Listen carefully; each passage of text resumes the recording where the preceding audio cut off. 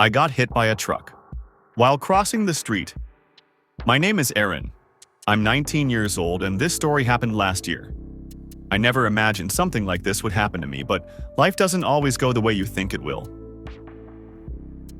It was a normal day. I was crossing the street at an intersection. I had the right of way and I remember looking both ways before stepping onto the road. But then, out of nowhere, a truck came speeding toward me. It was going 60 kilometers per hour. The driver didn't stop. He didn't slow down. He just hit me. I don't remember much after the impact. People later told me I flew about 40 feet across the intersection. That's about the length of a city bus. I landed hard. My body was broken in ways I couldn't even imagine at the time. I blacked out. When I woke up, I was in a hospital bed and everything hurt. Doctors told me I was lucky to be alive. I had a ton of serious injuries. My femur, the big bone in my thigh, was broken completely in half. I had 7 broken ribs. One of my lungs had a hole in it. I had a terrible concussion, and my skull was cracked open in 2 places. The scariest part? The artery in the back of my neck that brings blood to the brain almost burst.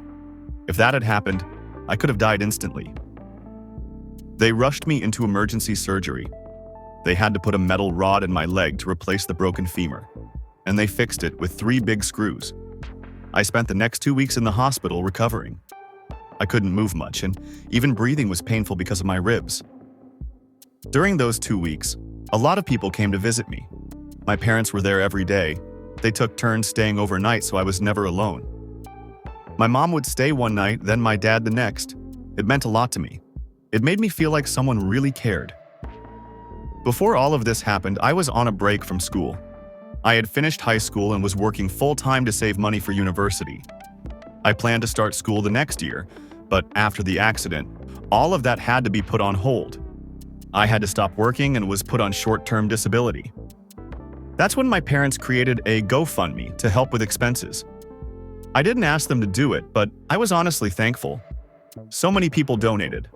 Some were friends, some were family, and some were strangers. The fundraiser reached over $10,000 and I was beyond grateful. I sent thank you messages to almost everyone I could. I cried when I saw the kind words people left.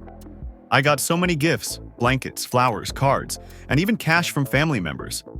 It reminded me that people cared and wanted me to get better. But even during all of that support, something didn't sit right with me. My parents started making it all about themselves.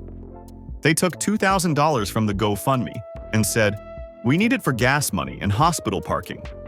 I understand that driving back and forth every day isn't cheap, but $2,000? I was in the hospital for 2 weeks. It didn't seem right. And then, they started acting like they were the ones who deserved the praise. They posted long Facebook stories about how hard it had been for them. They shared photos of me in the hospital without asking me.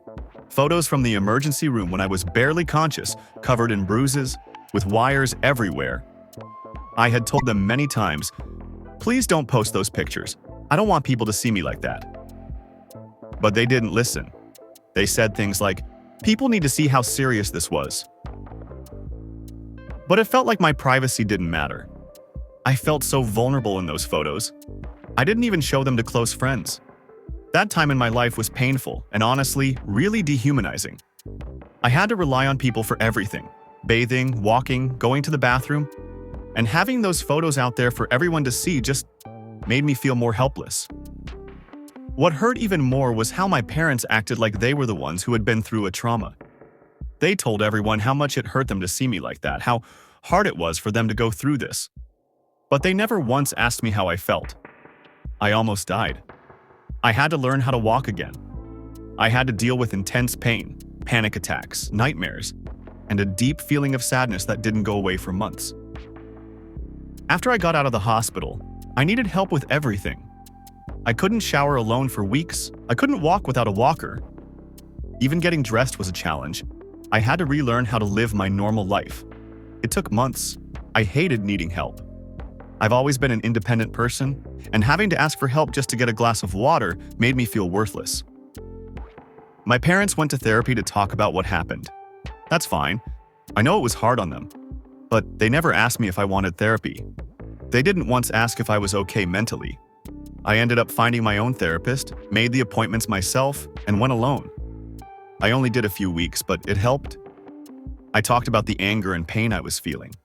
I talked about the fear I still felt every time I heard a car horn or tried to cross a street.